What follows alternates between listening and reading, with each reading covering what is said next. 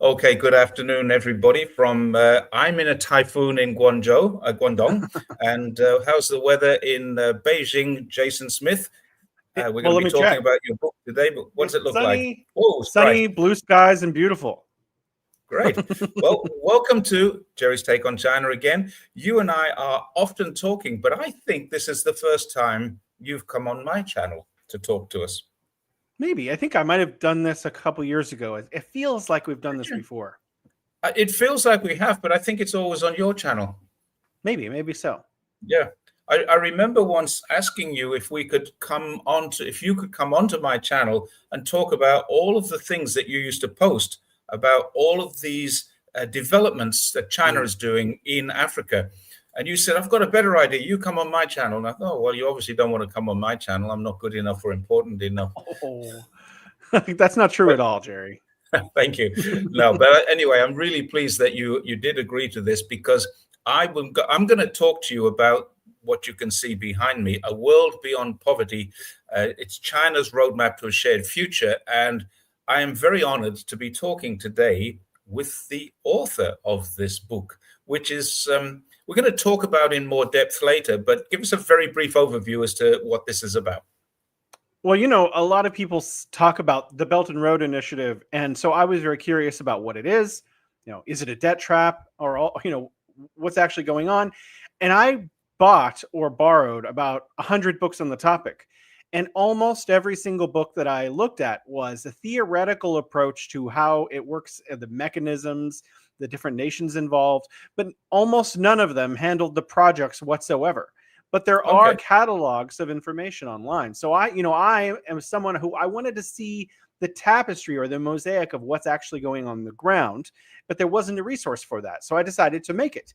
So this is not a book that is like that in the typical sense of a book where just a story or a narrative, but it's a compendium of about 500 projects that China has engaged in with different countries around the world, especially in the developing world, where China has built something with another country, and it tells that story. So it's like many little dots on a painting, and it makes a picture of what's actually going on, what China is actually doing in all of these different countries. Okay, that sounds good. We're going to come back to a more in-depth look at it, but I don't think I can have a guest from Beijing on my show without asking, what were you doing last Wednesday morning? I didn't get to go. So I was Oh, in my office in a tower on the west side. But what was really crazy is as each one, my wife was going nuts. She's watching it at home, and she's sending me pictures of everything that's going on constantly as I'm kind of just doing my work. And she'd send me a picture of a jet, and then right afterwards, like 20 seconds later, that jet would buzz my office. And then she would send me a picture of helicopters, and like 40 seconds later, those helicopters would buzz my office. So right out of the window, I was watching the aerial part of the parade like 10 or 20 or 30 seconds after it was flying over downtown Beijing. but you couldn't actually see the parade from your office window. No. Oh, that's a disappointment. You couldn't have gone higher or to the executive office suite or something? If you cross over from my building from the side I'm on to the other side, and a lot of people did this, and you wait 3 or 4 hours, all of the infantry and the tanks and the jeeps and all the missiles actually go by. So Right. half of the office stayed late to stand on that side of the building to watch all of the armaments go by. But Right. I was tired. I went home. But I personally think I had the best view of the jets buzzing the office because everyone else was looking for them, and I would say, "Oh, there's 3 planes," and everyone's like, "Where?" But I saw them very clearly out of my window. It was so Right I got outside to the see window. all of that. It was great. Yeah. There's been a lot of mixed reaction to this. There are a few people in America who have kind of coped with this very badly, I think. And there's a few people who said the same as I say and the same as you say. This is not a show of strength. This is a show of peacefulness. I think it's probably the best way I can describe it. I did a live stream on it, and I have to say I'm disappointed because I was invited by Guangdong Television And Ina Tengen flew down from Beijing to be in a studio with Guangdong Television. And surprisingly, they said, we're gonna push the live stream to your feed. What? You're going to put it on Jerry's Take on China, not Guangdong Television? No, we want it on Jerry's Take on China, and we'll take shorts off that and put them onto our feed. Oh, okay. That was a surprise to me. And 3 hours after the event, CCTV lodged a copyright claim, and I got blocked. So my entire live stream was taken off the air. So I'm not sure. I still haven't seen any of the shorts. I'm not sure if they're allowed to do the shorts, but clearly they didn't have the right permissions. But it was a bit of a shame. But I thoroughly enjoyed the show, watching it, and then having Ina there, because he's possibly one of the greatest analytical minds in Beijing at the moment.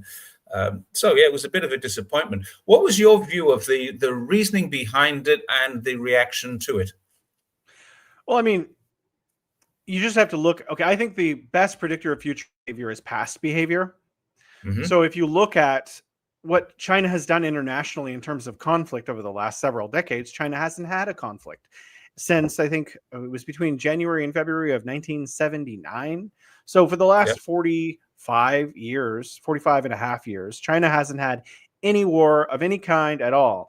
So, the parade is what it looks like. It's the end of a war. It's the end of China's being taken advantage of. First, actually, by Western European powers, and then by Japan, who, invaded China and brutally treated the Chinese people for a very long time. And finally, in VJ Day, Victory Over Japan Day, Chinese and Western forces prevailed over Japan, and China, for the first time in almost a century, was left to its own devices to decide its own future. And I think that's worth celebrating. Yeah. Okay, that's a good way of looking at it. I wrote an article which had the conclusion along the lines of, this is not trying to show power. This is trying to comfort the Chinese people, if you like, in that that will never happen again. So the things that happened over more than a century, they call it their century of humiliation, from the 1850s to the 1940s. And so they're saying, this is not going to happen again. We are not going to allow it. And the People's Liberation Army are very, very popular. Would you agree with that in Beijing? Not only are they popular, but I would say they're especially popular with the young ladies. That's very true. I've noticed that. Did you see them when they went to Vietnam, and how many young ladies wrote their phone numbers? Yeah, that was really, they're all good-looking guys and girls, some really good-looking people in that, and they're all the same size, and they must be good students. They can't have criminal records. None of them have tattoos. They are just clean, living, good people who get selected for the PLA. So yeah, if your son or daughter marries a military person, it's good. And you also get a plaque on your door. I don't know, were you aware of this? No, I didn't know that. If a military person comes from your family home, gets a little plaque to say there's a military person from this house. So someone defending the country. So it's all a case of very honorable stuff, I think. I think it's very honorable stuff. So I completely agree with you. Yeah, it's Sweejin Yap says CNN. Let's put this up.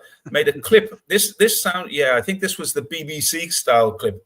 CNN did it, but it was a BBC thing. They made a clip with dark filters and ominous music. Well, it had music. It could have just played the music, but I think if they played the music, they would have got the same as me, the copyright strike. So that's why they changed the music. But of course, they changed the music to make it a little more sinister. And I found there's little subtle sounds of a record scratching in the middle of the beat. It really sounds like something from a horror movie, actually. I don't think CNN was doing, and plus the filter. I was in Beijing. It was not that smoggy at all, but the CNN video looks like the skies are filled with smoke. It was really quite. Well, that was interesting. It was dishonest. It was dishonest what CNN did. Yeah. When it first started, I actually raised this question with Ina. No one can see it now, so I'm not promoting my video. It's impossible to view this. I don't even have a copy myself. But when this happened, I kind of said to Ina, look, it's a CCTV, and they're showing a fairly dull day. what was the weather like when you left? He left the day before, and he said it was actually really quite nice. And yeah, there was patches of blue sky, but there was a lot of cloud. It was just a cloudy day. And of course, that gives the West the impression that Beijing is what it used to be. It has changed a lot, hasn't it?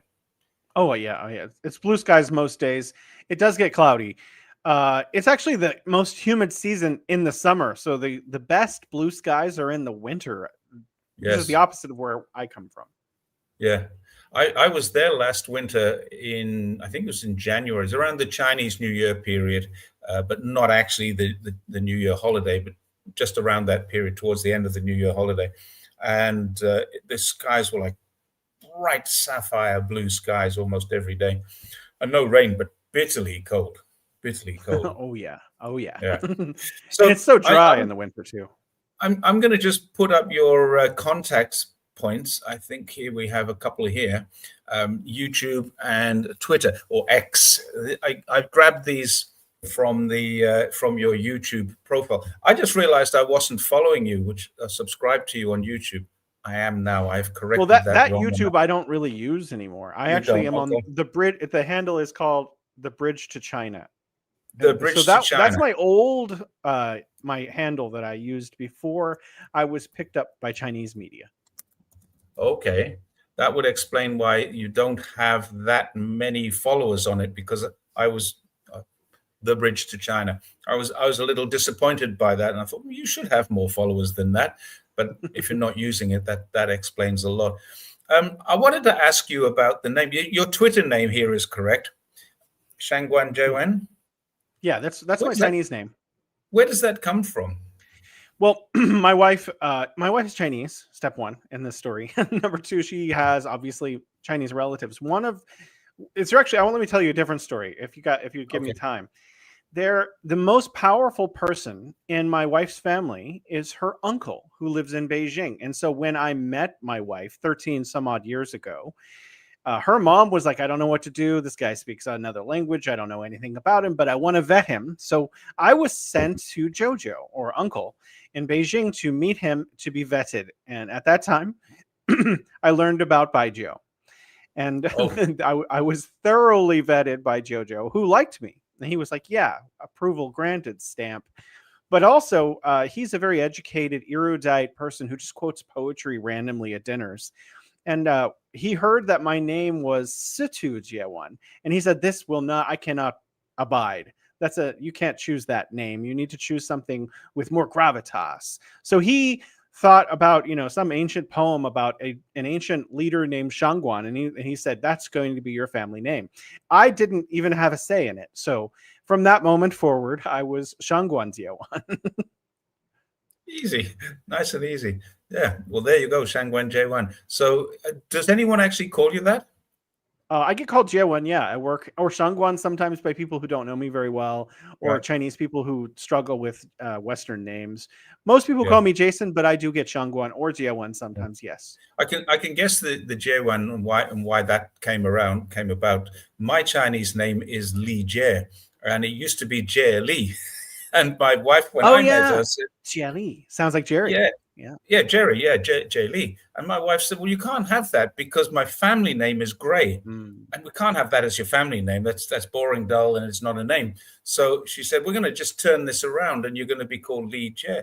And so that became my Chinese name. So quite unusual. You've got 4 characters and I've got 2. We're both quite unusual in China, I would suggest. Well, I think I have 4 names in my English name, and that was something we told my uncle when he was making his decision. That's a good point, because I noticed that you're Jason R.B. Smith, which is probably a good idea when you're writing books, because there's also isn't there a senator in the U.S. called Jason? Yeah, there is. There's a Jason Smith in the U.S. Senate. That's correct. Yes, yeah.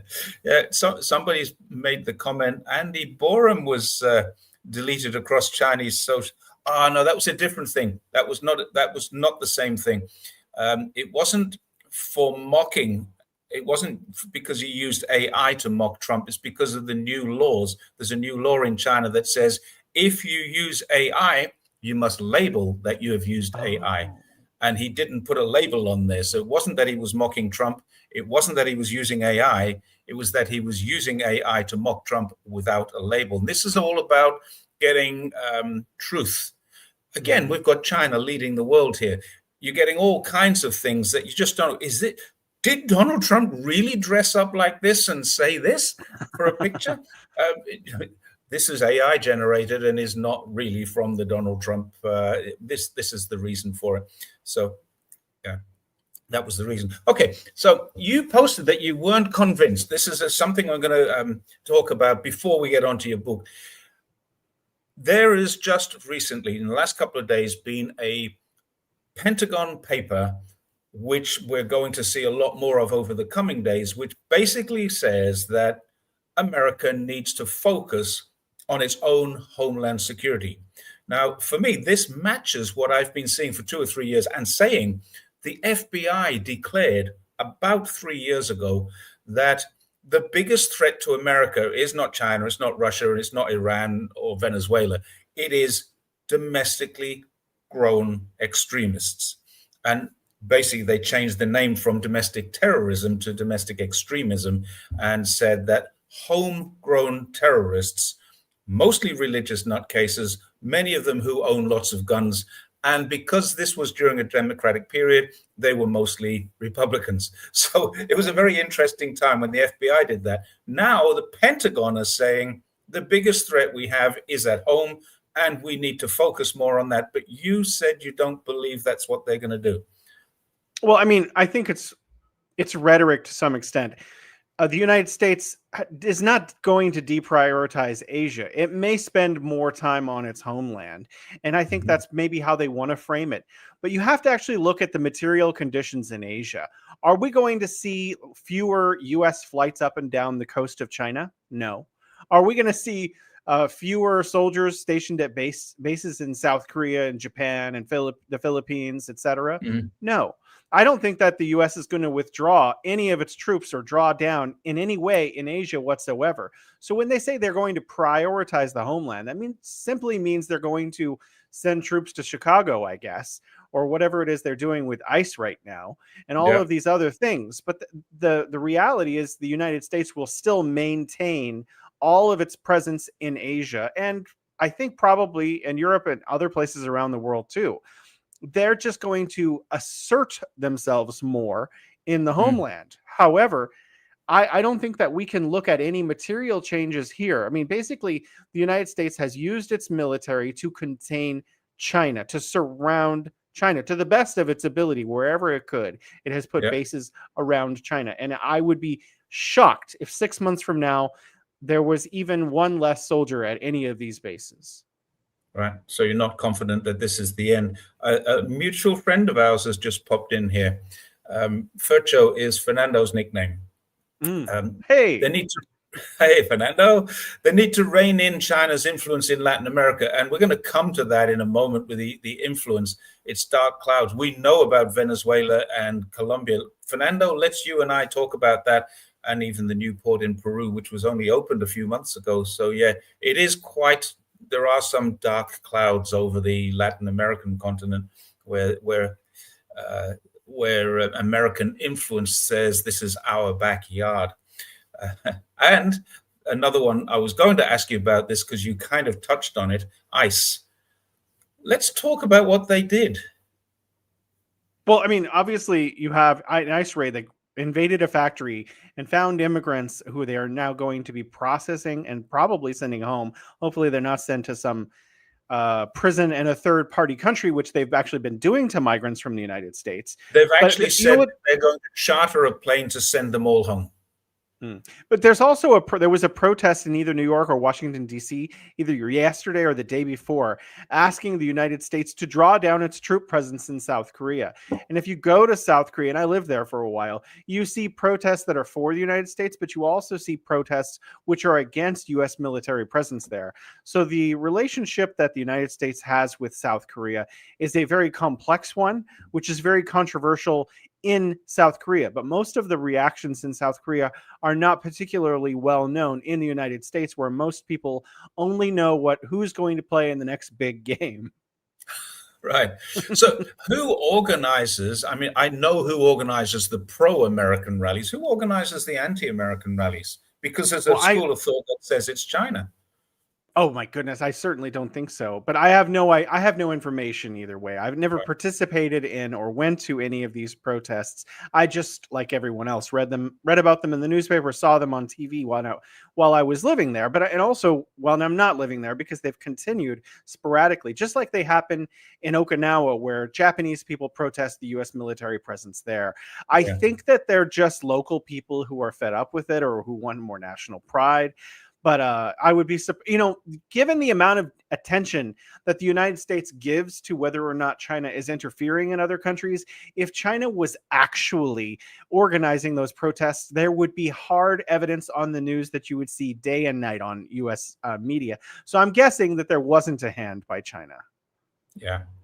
That's a very good point. If they had hard evidence, they wouldn't be drawing conclusions and asking questions without that hard evidence. But they're always asking questions. Did China do something, with a big question mark? All right, let's move on to the topic of the day and the reason we're here: A World Beyond Poverty. It's a new book. It's available. Do you want to tell us where it's available? Because I know that it's available in a few different places. Well, you can get it on Amazon in multiple countries around the world. If you don't want to, this is a huge book. It's 527 pages, I think. I'm not sure. It could be 525. Yep. I have a new hardback version out. Those are actually both kind of expensive. $19.89 in the US for this huge compendium of projects. So if you just want to download the e-reader, it's $3.99. Very affordable. So I wanted to make it available. $3.99. Anyone can get, $3.99 in the US, $4. It's less than a burger. So if you want to get a copy of it, this is basically what it's meant to do. If whatever country you are from, you can go to your country and find out what China has built there. And you can check how much the loans were, what the percentages were, whether China gave it for free, oftentimes who built it, but not always, when it was completed. And sometimes I talk about the economic benefits of that project, what it did for that community. And so I think this is important information because people around the world are constantly talking about what is China doing in Africa, but very few people actually talk about what China is doing in Africa. So that's what the book addresses. Yeah. I actually just noticed something when I went. It is 525 pages. And I just went to the back page and it says made in the USA. Yeah, that's right. How did you do that? Well, I think it's published on Amazon. It's not that it's a little difficult, but you can learn about how to publish on Amazon by reading different websites or going to YouTube like we're on right now. And there are YouTube videos about how to publish on Amazon. And it's not that difficult as long as you don't use AI, or if you use AI, you have to confess to it, and then you're only allowed to charge a certain amount for your book. My book was 100% written by me, so that wasn't a problem. Right. I was going to ask you how long this took, because I've been reading it, and like you say, it's a compendium, it's a reference book, and I started at the beginning, and I started reading it when I got home from a trip a little while ago, and it was waiting for me at my local delivery place. Thank you very much. So I'm not being paid to endorse this, but I have got a free copy of the book, and I'm very grateful for that, because it's one of those things. I put it by the side of the bed, and I pick it up when I go to bed, and I just read another 4 or 5 pages. Oh, well, that's interesting. And then, I'm just reading it one page at a time, and I'm working maybe a third of the way through the book so far. I find it's fascinating, but it's full of so many different details. And this is almost like scrolling on Twitter or scrolling through TikTok, because you can watch something for a minute or two, and then you can move on. Flick, flick, flick. This is why I think this is a brilliant idea. But how long did it take, and what made you want to do it? Well, again, I mean, I think both of the reason you and I are online talking about what is China really like is because there's so much disinformation, misinformation, false information about China. I would not have gotten into making media about China had there not been so much false information about China outside of China. So I wanted to set the record straight. And this book does that too. People are talking about the Belt and Road Initiative, or they're talking about China's presence in Africa, but no one is talking about the facts of what's actually happening. They're just making blatant, abstract generalizations. China is imperialist, or China is debt trapping, or China is doing great. So I wanted to actually put the real facts down. And it took about 4 years of constant, vigilant research, day and night. Wow. I gave up friends a lot of the time. I gave up a lot of hobbies. I would finish my regular work and start working on this 7 days a week. I wouldn't go on trips. My wife would go on trips without me because I was just working on this. Or if I was on a trip for my media, I would actually be working on this in the hotel also. It took me all of my time for 4 years. I'm just sort of resurfacing in the real world of these days. I did an online master's degree. It didn't take that long. Wow. It did take a lot of my free time, but it didn't take that much. 4 years. Do you know how many examples you've given in this book? I think it's probably around 500 or 600. I'm just guessing. Ballpark. I was going to guess at 600. Yeah, but it's 525 pages, and not all pages are full pages. So probably 500. It's probably 500 examples, because this is the great thing about reading this book. I'll open it at a random page. There's a random page. You can see that it finishes on one side and then starts again on the next side. And it's really easy to read. And it's also really easy to find yourself getting sucked into it and turning the pages and just keep going for a while. I get nudged by the wife. You go to sleep or what? No, yeah, hang on a minute. I'll just finish this one. But you can finish that chapter in 3 minutes. You can start on the next one and finish that one in 3 minutes. It's been fantastic. I'm going to ask you, do you have a favorite? All of the projects that you've looked at, is the one that you said, wow, that's so much better than the others? Is there a favorite or a couple of favorites? You mentioned you might ask this question, but I realized that my favorite is not in the book. So it doesn't have every single project that China ever built. It's not total. These are just a sample. That's how many projects China has actually built. I got an example that's similar to the one. This is the Zhanguru hydroelectric power plant. And most of these are financed because they're such expensive projects. But there's a similar one that China built in Ghana. And the one in Ghana is actually paid for in chocolate, which I thought was peculiar. So China wanted to help them. All of these projects were initiated by the recipient countries, every single project in here. In fact, there's a special part of the Belt and Road banking system that is a special part that just helps people, countries, formulate their ideas into a formal way so that they can be submitted for consideration. So Ghana came to China and said, we really want a hydroelectric power plant. We want to be more self-reliant on energy, but we don't have any money to pay you. So China said, well, what do you have? And they're like, we have chocolate. So China and Ghana entered into an arrangement where China provided the money, built it, did skills transfers, trained local people to actually run the hydroelectric facility, how to maintain it, how to operate all of the infrastructure for transmitting that electricity to local cities. And then Ghana ships a certain amount of chocolate to China every year. I think it was for a period of 15 years. I'm not sure.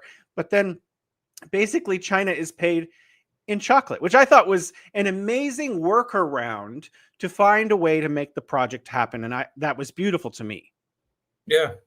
I remember reading about 2 or 3 years ago how Iraq, in the process of rebuilding, has done a deal with China to build 1,500 schools for oil. I get that. I was talking to a mutual friend of ours, Hussein Askari, and that's what I said to him. I mentioned that exact data, and he said it's not for 1,500. That's just what the media has published so far. That's the initial phase. There are several other phases. When they finish paying for these schools in oil, it will be 7,000 schools. Wow. And not a penny changes hands. It's just the simple case of China gets the oil and China gets the chocolate. Any more like that? I can't remember any in kind like that. There are not a lot of examples, but what I can say is in the instance of debt trap, to address this, when a country could not pay, China has either forgiven that debt, or B, restructured that debt so that they could take longer time to pay it back. And they maybe also erase some of the interest in those cases as well. So China has, in terms of how many projects China has actually seized because a country has not been able to pay for that project, the number is 0. No, Yes. Never. There's never been a I was case wondering where what you China were going has to say seized there, because any of I the haven't heard of projects. one. Yeah, Never. I actually did know that number was 0. You're going to do a Jeffrey Sachs on them. Let me count them. That would be 0. Exactly. Yeah, he does that. He does The number of wars China has started. That was the most interesting thing, because so many people come into our feeds. We make a positive comment about China, and then someone comes in, yeah, but they're trapping the people in that country. And I said, well, okay, give me an example of what they've done. And I think the best response to this wasn't from me, it was from someone in Saudi Arabia or one of the Arab countries, where they said, when China builds a road or an airport, even if the deal goes sour, the road or the airport is still there. So it doesn't matter. They've still got that. And China doesn't. There's one example that people throw at, and that's the Hambantota, I think it is, in Sri Lanka. I've been to Sri Lanka. I've been past that port. The taxi drivers in Sri Lanka, the tuk-tuk drivers, they all there's no such thing as a taxi, by the way, they're all tuk-tuk. But the tuk-tuk drivers, you can rent private cars with drivers, but we were even in Kandy in Colombo, there's no taxis, they're just tuk-tuks. So yeah, they're all saying the same thing when they realized that my wife was Chinese and we come from China. Oh, this building was from China. This building was from China. Are great friends. Every single person we spoke, there wasn't a single negative about it. And yet, every time I pick up a Western media, it's, look what China is doing to Sri Lanka. Well, let's ask the Sri Lankans, because I did. I went there and I asked them, and they really like it. This is a good point. Graham Harris has just made a great point here. The chocolate wasn't Hershey's. There is but this is the reason I pulled this up. Thank you for raising this, Graham, because there is an issue now. Because a lot of the chocolate being grown in those areas was being harvested by child labor and stuff like that. Yeah.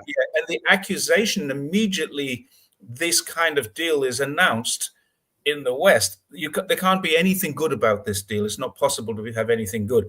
The accusation, well, let's see how fat Chinese people get, is one of them. How many children are going to die picking cocoa or chocolate? This is the sort of thing.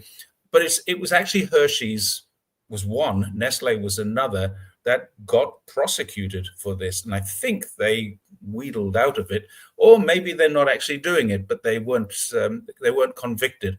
But I don't think China would have anything to do with that. What would be your take on that? Well, I don't know the specifics or the details of how the chocolate was harvested or how it was shipped. So you would have to ask someone else in terms of how they ensured the safety of the workers, or whether they did or not, because I didn't go into that particular area of the research. I do want to talk about the port that you mentioned in Sri Lanka, because that does get brought up a lot. And it's addressed by Dr. Brodegum, who is a researcher at Johns Hopkins University, who has written extensively about it, and also says that it's a myth that this was any kind of exploitation on the part of the Chinese in Sri Lanka. But there was an extra I think it was $100 billion. No, sorry, $100 million loan that Sri Lanka took. The reason they took that loan so that Chinese companies could work at that port was not to pass it over to China because China was seizing it, but that money was actually used to pay debts at the IMF and World Bank to get their much higher interest loans off of the back of Sri Lanka. So that is actually, if anything, who is debt trapping them. With respect to the good people at the World Bank and IMF, their loans are not always in the best interest of recipient countries. Right. Yeah. Deborah Brodegum, she actually wrote the book about Africa, and the Sri Lankan deal was kind of just a sideline to it. Then she wrote a paper for, I think, the Harvard Business Review, or one of the big ones, and covered that one port as a particular thing, saying it isn't true. So you have zero evidence at all that China has ever, as far as I'm aware, and I can't find any example of where China has caused some default on a loan All they have done is either forgiven it or restructured it. And there was an interesting comment someone made. This is about a year ago on Twitter. I made the comment that China were absolving countries of debt-free loans. And someone came out and said, yeah, this isn't the win you think it is, because it's only the debt-free loans that they're forgiving. I said, do you just hear what you just said? They're forgiving the debt-free loans. There are debt-free loans is a good thing, full stop. The fact that they're forgiving them means that the countries can't afford to pay even them. So I don't think the IMF or the World Bank would ever give out a debt-free loan. There's always a condition, or there's always a repayment, and there's always a price for those loans. And that's not what China does. And I think your book actually shows that. So I'm going to just show it again. The whole thing is behind me. Jason R.B. Smith, are you going to tell us what the RB means? I'm not sure if people are going to try to go online and find out where my family lives in the United States, so no. Right.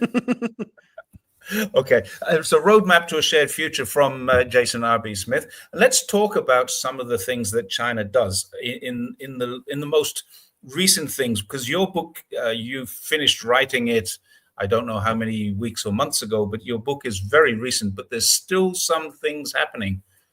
What's going on now? I saw something about sending rice to Zimbabwe. Do you know about that? Well, the CIDCA, which is an aid organization that kind of is an umbrella for emergency aid, handles any kind of an emergency that is from any of China's diplomatic partners. That means any country that recognizes the PRC in the world, which is like 99% of all countries. It's 99.5% of all countries in the world. If they have an emergency like an earthquake or a flood or a tsunami, or, they just say we're having an emergency because they can't feed themselves, China will offer aid. So like in Nepal, after the earthquake, they sent aid. After the eruption in the volcano in Tonga, they sent aid. They sent 2 battleships completely filled with aid. They took the weapons off of these battleships and filled them with aid and sent them immediately to go help. Obviously, there's rice in Zimbabwe. This is not the first shipment, and it won't be the last shipment. China also, surprisingly, sent aid to Ukraine. A lot of people don't know that. So as soon as the war in Europe began, China began sending aid immediately. China sends aid to the Palestinians. China sends aid to people all over the world in the context of emergency aid. But technically, that's not part of the Belt and Road Initiative itself. The Belt and Road Initiative is intended to facilitate trade and boost the economies, allowing local people in developing countries to create their own ladder out of poverty. China's not just going to come in and build everything. China wants to build specific things like schools and hospitals and bridges and ports, because those are the tools, and power. Those are the tools that enable people to then help themselves. Because if you have healthier people who have access to electricity and they can ship their goods to and from ports, now it's time for business. But one of the more recent things that happened is FOCOC. This happened last year, I believe. But China actually lowered the import tariffs for goods from African countries, all of the countries that recognize the PRC, which is all of them except one, I think, to 0. So all of these African countries can now export their goods to China and be more competitive than other international rivals, because their goods will be the cheapest in Chinese markets, which will facilitate more economic growth for those partner countries. And China's constantly looking at new ways of enhancing these trade ties and helping other southern countries, global south countries. This is often referred to as South-South cooperation. Right. So it's what Fernando says here. Poverty alleviation gone global. They're basically trying to help all of these African countries, all of these South Latin American countries, and also Asian countries. So what we're talking about there with the aid, because I saw you posted something about massive amounts of rice being shipped to Zimbabwe, is very different to the BRI. It's just what China does. And there's an interesting thing. Even when China was an impoverished new country back in 1950, they were sending aid to Africa. Back then. That's right. And they didn't have much of their own, but they were sending it to Africa even back then. And that's something a lot of people don't know about. So I think you mentioned there are 54 countries in Africa. 53 of them now have what's called a unilateral free trade agreement. So in other words, China hasn't imposed free trade on them. Give us access to your markets, as another country is doing at the moment. China is just saying, you have access to our markets, completely tariff-free, 100% tariff-free. It's completely the opposite to what America is doing. So yeah, right. Poverty alleviation is going global. And Eswatini is the only country in Africa that does not recognize the one China. Well, it does recognize one China, but it thinks that the capital is in Taipei. Eswatini is a monarchy. It's a despotic monarchy, and the king is supported by the National Endowment for Democracy. So that's a really interesting one. Let's talk about rice. Rice. What's the latest development in rice? Well, I mean, you pointed this out, but I've also read about it in the last couple of days. China can now harvest rice from the ocean. So they can grow it in ocean water. So they've actually had rice for the last, I don't remember exactly, about 5 years. They could grow in rice is salty conditions. But this is specifically ocean water that can now be used to grow rice. According to the estimates that I looked at, it will feed in China alone from domestic production 80 million people with domestically grown rice from this source. But as you and I have talked about, one of the, let's put it in a different way. China likes to set up these places called agricultural demonstration zones. And some of them have been more successful than others. But they're basically, they go into a different country, they spend maybe a few million, 3 or 4 million, to help build a university extension into a farmland. And then they do skills transfers where they train local technicians and farmers with skills in how to grow specific kinds of products that will grow faster or produce more yields or produce more yields more often. And sometimes that includes scholarships for people from those countries to go study in China as well. And one of the things that happens in these skills transfers and technology transfer zones is that China will give the seeds, the technology. Whereas you have the opposite in the United States. Monsanto is going around taking everyone's farmland from them because they're, cross-fertilizing with their seeds. China's just giving away this technology in the hopes that they can eradicate extreme poverty in those countries, or at least be part of the solution. Wow. Can we just go back to that skills transfer? There is no conditions on this. This is just China wants to help and will transfer the skills that are needed to help for the country to help itself, completely free of charge. I would say actually both are true, because there are conditions, and the conditions are usually in the contract that China must do it because China enforces it on itself. So China will say, as a part of us building this dam, we're going to train X amount of people to be this kind of engineer and X amount of people to be this kind of worker, and X amount of people will be hired from local workers to provide economic boost to the local economy. Chinese workers will come on at first in mass, and then they will slowly deplete their own representation at that facility until eventually the goal is that local people can take over the facility entirely, because oftentimes very highly complex technology is passed over to people who have no idea how to operate that. And in those cases, China stays on, they have their engineers there for as long as it takes until that's not the case anymore, and then the Chinese engineers will leave. I actually saw that in Laos. I was in Laos earlier this year, took the high-speed train down to 2 or 3 stops in Laos. We got on and we got off, and then we caught a bus one direction. We caught their local train, which was not as nice as the high-speed train, I have to admit, but we did travel around Laos. And we found that most of the staff on the trains were Chinese, and most of the staff in the stations were locals.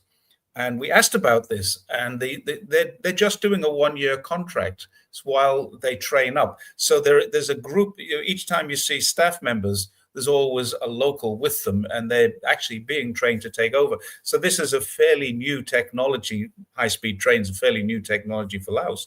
And I know that the guy in charge of the entire project is Chinese. The person in charge of each station at the moment is Chinese. And many of the staff on the trains, drivers and stuff, are Chinese.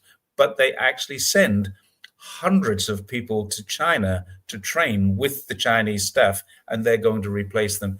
And my wife was in Xinjiang about 3 months ago, collecting an award. And she met with people from Kenya who worked on the Kenya railway line. And they were Kenyans, they were Africans, they were here to receive the same award that my wife was receiving. It was actually, she was receiving on my behalf, but it was a great honor that she was able to go because I couldn't. But she was picking up an award that, as I always say, she is my team. I can't do what I do without her. So it was great that she was able to go and get it. But yeah, she met a lot of people from Kenya. So what you're saying there actually does marry up. It matches what I'm hearing as well, anecdotally and with the research. I noticed Wang Yi, you mentioned Wang Yi met with Afghanistan, the representatives from Afghanistan. What's the story with that? Well, actually, I don't know the specifics of what they've agreed to, but I do know that in the past, China has not only sent emergency aid, food aid to Afghanistan, but has also already built rail lines in Afghanistan. And so those are part of the Belt and Road Initiative because they can ship through Afghanistan, but also to Afghanistan and from Afghanistan, which gives them the ability to trade and also be part of international trade. So that's important for their local economic development because obviously, if you're going to be looking at a place that is in dire straits or is producing people who may be upset, you're going to radically improve their condition by improving their economic outcomes. So China is trying to provide stability for Afghanistan, a bordering nation, but also, there's no reason not to. China has already been building infrastructure even during the US occupation, but is continuing that and actually increasing their investments into Afghanistan. I've been to a lot of trade fairs here in China, and I've met Afghan people who have been invited by China to participate in trade fairs like CIIE, where they can sell their wares here in China also. So China is basically trying to cooperate with the Afghani authorities to the maximum ability to build a shared future for all humanity, which includes Afghanistan. Yeah. Do you see that as an American, do you see that as a good or a bad thing? I think what the United States did there was counterproductive. And also, well, I think that the joke is, and it's we spent $1 trillion replacing the Taliban with the Taliban. Basically, all we did there was harm. What people in developing countries where there may be radical elements need is development. So, there is some degree of radicalism, where people are actually engaged in nefarious activities in Pakistan. However, China's solution is to help Pakistan grow its economy. CPEC, the China-Pakistan Economic Corridor, is bringing jobs, infrastructure, rail, roads. China built the Gwadar airport almost for free, almost on a grant, which includes a mosque, by the way. Yeah, it just opened. It includes a mosque, by the way, also built for free by China, and also the Gwadar deep water port as well, which was built in several phases.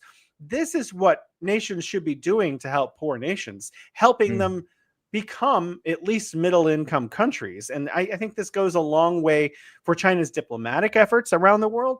Countries look upon China more favorably. Why? Because China's building up the developing world in a way that obviously the Europeans had 400 years of engagement with the developing world, and it did not go the way that anyone in the developing world particularly wanted. However, China's engagement is deliberately to try to build those places as best as it can. But also, China does not interfere in the internal economic developments of those countries. We were talking about IMF and World Bank earlier. I think it's an important caveat to mention that whereas the IMF in particular will say, in order to get this loan, you need to do austerity programs or sell off your national forests to private companies or whatever it is. And there are a lot of different things they do. Whereas China has never put conditionality on the building of a bridge or a school or a port. China just builds the bridge. The deal is, maybe it's a loan, maybe it's not. Maybe it's for coffee beans or chocolate, or maybe it's just given sometimes. China has actually just built hospitals for free, built bridges for free. They're called China and then that country friendship hospital. And there are at least 100 in the world today. So China is building these kinds of projects for free as well. And there's never conditionality. There's never, you need to make your economic system more like our economic system. China is dyed in the wool. You do you, we do us, but you want that bridge, we'll help you build it. This is what we want. We want a 2% interest loan, or sometimes we want nothing. And that's what China is doing. So what about the people who say, but China's trying to turn them all communist? I would love to see, some aspects of Chinese national system be exported. But as far as I can tell, China's not interested in doing that. China has no interest whatsoever in exporting its political model to any other countries in the world. China has never attempted to do so. It doesn't have an NED. There's no, was it national? Sorry, how does it go? USAID. Yeah, USAID. There's no facility in another country teaching them how to have Chinese economic or political system in any country, and there's never been one. China is not interested in exporting its model. China is interested, and I think this goes back to why China succeeded in allowing local countries to develop their own independent economic system along the lines that they would like to see their economic system develop. And that's how China succeeded. China took all of these loans from World Bank and IMF too. And China realized how dangerous they were, so paid them back as ably as it could so that it wouldn't have to be on the hook and then IMF'd later. So I think China would like to see other countries succeed without having their economies liberalized, or, this is what they call the Washington Consensus, which is what comes out of the IMF and World Bank, which are in Washington, D.C., steps from the White House. And these institutions are trying to replicate US-like principles in those countries, and China is not interested in doing that. China is interested in letting those countries develop under the conditions that they would like to develop. Yeah, and also we have the Confucius Institutes, which America, UK, and Australia have closed them down pretty much. There's not many left. They went from over 100 to less than 10 in the United States. Do you see them as being any sort of insidious or dangerous thing to a culture? They teach Chinese language, how to pass Chinese language tests. They do have Chinese New Year celebrations and, other Chinese celebrations. They teach how to play the erhu, or how Chinese people dress. They teach Chinese culture, but there's nothing political. There's nothing economic even at all, ever. It's always about Chinese culture and Chinese language. And I think that if a country wanted to establish their own institute of a similar kind in exchange in China would probably be thrilled to have that institution. Well, China allows it with the American Institute and the British Council. Exactly what America, UK, I'm not sure about Australia. They don't seem to have very much culture at all, but that's a different story. When I lived in Australia, say that because you're Australian. Yeah, I'm by choice as well. But what we see here with the British Council, which can be quite insidious, the American Institute can be quite insidious. Do you think that is just a case of projection? They're saying, well, we do it in your country, so we're a little afraid of allowing you to the possibility. Do you think that's what happened to the Confucius Institutes? It's hard to say. I think there's influence. Culture is an influence. There's the Global Civilization Initiative right now, which is where Beijing and other governments around the world are trying to share one another's cultures and understand one another's cultures. I've been to a couple of the forums in Chufu and in Beijing, and they basically are just saying, let's appreciate one another's cultures. And they have different people speaking. Jeffrey Sachs, other American professors and leaders have come to these and shared American culture and American ideas. But I don't really see how someone learning Chinese is interfering in another nation's engagement. And in fact, actually, I think it's probably the opposite. I think a lot of these developing countries need or want more people who speak Chinese who can do business with China because they see China rising. But they don't.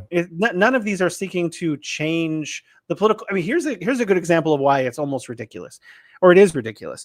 China has built, I think it's Zimbabwe's parliamentary building. So they have their own form of democracy there that's much more similar to, the British system. And China built their parliamentary building for them to have Western style democracy, whereas China has its own form of democracy, whole process people's democracy. But it was a gift. It was meant to bring goodwill between the people of China and the people of Zimbabwe. It wasn't intended to interfere with their political system, which is emulating, in fact, the Western system. Right. Yeah, that's an interesting one. I never thought about that. I know they built things like the CDC in Africa as well. I wrote down Congo. In the Congo, the Democratic Republic of Congo, they've built a huge cultural arts center, and that has nothing to do with trade or business, but it was a gift to the people of the Congo. Yeah, there's another one like that. I think it's in Liberia or Libya. I'm sorry, right. I can't remember which place, but China invested like $400 million to build this gigantic performance center, which is meant for local musicians to come together and share their local culture and local music. But they just needed a really nice venue that was appropriate for a regional center. And China paid for that. China once said, oh, you guys want to share and enjoy your own culture? We'll help you. With no strings attached. Of course, there are informal strings, let's put it that way. There is no doubt whatsoever that the people of Liberia, the people of Congo, people of Zimbabwe are going to say, well, China's helping us. Let's do business with China. America is not helping us. Let's not do business. There is that. And that soft power thing does exist. There's no question about it. Do you think, which is the better way? I know your answer, but I'm going to ask for you anyway. Which is the better way? Well, as someone who spent the entire time between 2001 and 2003 protesting, pleading, begging on the streets of American cities for the U.S. not to invade Iraq, it's very clear that for me and my particular moral outlook, that killing people is not the way to build the world that we need. And so I think China's way of building partnerships through physical infrastructure, which, like you said, is meant to increase diplomatic exchanges and economic exchanges, is clearly the way forward. Clearly. Okay. There's Vernon, just a regular commentator on my show. Online search shows China built Zimbabwe and Seychelles parliament buildings. Seychelles is interesting because that's a group of islands that they think might not exist. I remember reading about 20 years ago that it wouldn't be here in 20 years, but it's still here. So the ocean rising has not stopped Seychelles from existing. So that's an interesting one. Yeah. So anything else that we can add? What's another thing that we can add before we give a final plug to your book and then say good day for the evening? Well, I mean, what the book is intended not to tell people what to think. The intro is a lot of my own perspective of how I arrived there or what I learned in this process. But it's actually kind of a short intro. The rest of the book tells its own story, one set of facts at a time. If you really want to know about it, go check out the facts in all of those chapters. And I think you will be able to abstract for yourself what's actually going on, what China is doing with these partner countries, because each individual project taken together forms a tapestry that paints a picture for someone in and of itself. You don't have to take my opinion on the abstract view. Is there going to be a part 2? Because it's just keeping going, isn't it? Is your wife going to forgive you if you write a part 2? I'm working on another book right now, but it's actually about poverty alleviation efforts here in China. And so I've been to a lot of villages and towns and rural areas of China which have been raised out of poverty. And I'm recounting some of those adventures, but I'm going on new ones every single weekend now. I'm traveling to a new village in Hebei province around Beijing where I live. And I'm visiting villages that used to have extreme poverty, where people were semi-starving to death, or in fact starving to death, and where now there is prosperity. And I'm documenting the processes by which these villages were raised out of poverty, or rather helped raise themselves out of poverty. Wow. Okay. So there are that many villages that you can fill a book just in Hebei province. Well, I think the number of villages in Xinjiang, for example, off the top of my head, that were counted as poverty impoverished villages before 2020 was 3,666. So there was an enormous amount of poverty all across China. And so it's not difficult to find a place that was recently impoverished. Wow. I've been to places in the same way and seen these things. I admire your commitment and I respect what you're doing here enormously. Thank you, And Jerry. I would say to anyone, do Jason a favor and go and buy this book, because it really is worth buying. It's worth looking, and it's worth just having a copy so you can just open it up and go, oh, what's going on in Jamaica? What's going on in Dominica? What's going on in Tanzania? And it just really is fantastic to just have that information at your fingertips. And you know, all these people who say debt trap and the myths about what China is doing, the soft power, you've just done a fantastic job of refuting them. So I want to say thank you very much. Thank you, Jerry. A quick plug, where can people find you? I think I'm easiest to find on X, and that has links to my other social media. I have 1.4 million followers on TikTok, but I don't always announce that because it sort of takes care of itself. But you can find me on X at Shangguanjiewan. There it is. It's twitter.com or x.com, doesn't matter. Shangguanjiewan. So everybody, please follow Jason and see, because you do. In fact, I'm going to just go back, if you bear with me for one moment, because I think it was Fernando put this up and I saw it and said, the short cooperation snapshots are what make you so different. A lot of people, the Arno Bertrands and the James Wood, those kinds of people, they're doing great long forms.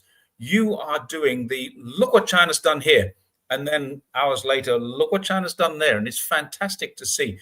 Illustrative of efforts to eliminate poverty. I couldn't have said that better myself. So Fernando and I are big fans of yours. And I think the next time I'm big fans of both of yours as well. Well, thank you. But next time I'm in Beijing, I owe you a nice meal. Oh, that's very nice. I'll take you up on that, Jerry. You will, for sure. All right. Well, thank you very much. And thank you, everyone who joined us today, and the questions and comments that came in again. As always, I'd like to say thanks to everybody for supporting my channel and also for supporting